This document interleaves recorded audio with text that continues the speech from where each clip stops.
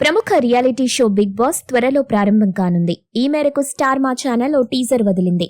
ఆ టీజర్ లో కింగ్ నాగార్జున అల్లావుద్దీన్ అద్భుత దీపం నుండి ఊడిపడ్డ జీనీలా కనిపించి అలరించారు. ఇలా జీనీ అవతారం ఎత్తిన కింగ్ ఒక్కసారి కమిట్ అయితే లిమిట్ లేదు అంటూ డైలాగ్ చెప్పి ఈ సీజన్ యొక్క ఇన్ఫినిటీ ఎంటర్టైన్మెంట్ ప్రత్యేకతను తెలియజేశారు. ఇక ఈ టీజర్ లో తలుక్కుమని మెరిసిన మరో సెలబ్రిటీ వచ్చేసి కమేడియన్ సత్య.